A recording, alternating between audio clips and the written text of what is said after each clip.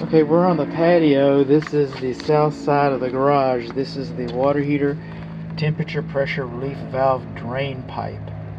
And it should not discharge, it should not terminate further from the ground than 6 inches. So that's too high. Water comes out at 200 psi at 200 degrees. That much steam. If it was closer to the ground, it'd be offer you that much more protection. Moving on along. This is the water heater safety pan drain pipe. And this pipe is never supposed to be reduced. Look at that. Okay, so it's been reduced. No, that's the fitting. It's not supposed to have a threaded fitting on it. They put the threaded fitting on it, I don't know why. It's not supposed to have a threaded fitting. This pipe also is supposed to go outside. Now, it can be as high as 24 inches from the ground, but it's supposed to go outside. If this safety pan is going to leak, it's going to leak on the floor. This is a water heater, and we're learning that it's 50 gallons, and it's a Bradford white, so I'm going to have to get the manufacturer's date. It's a serial number M. It looks to me like it's only a few years old, but I'll get a better date on that, and I get a more accurate number for us. Okay, so this is the gas coming in to the water heater. We do have our drip leg, but these gas fittings are done with white plumber's tape. And gas is plumbing, but the plumber's tape made for this application is yellow in color. It's not white in color. Or you can use pipe dope. You can use the same pipe dope on any of these fittings, but if you're going to use the tape, you're supposed to use the yellow tape on gas fittings. So we got the wrong. We do not have a care and use manual going here. There's our combustible air from the garage. That's a good thing.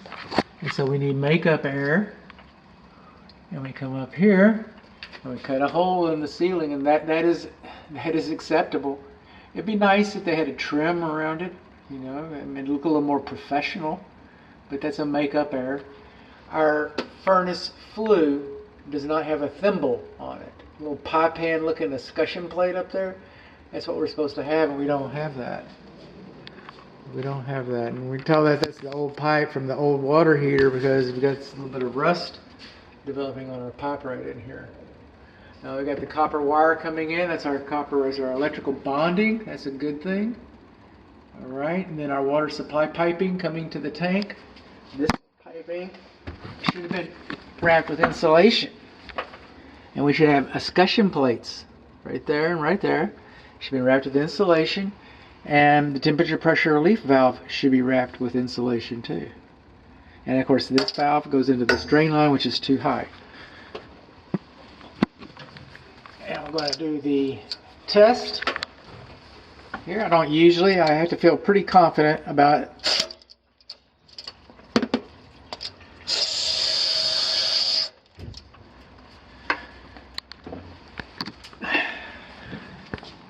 But we got to do it this time.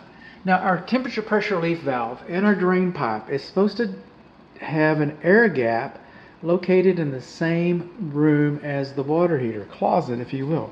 It's supposed to have an air gap before it continues on. So we do not have the air gap here. And there could be some kind of an easy modification. I mean, I'm not writing prescriptions here. That's not what I do. It's outside of my...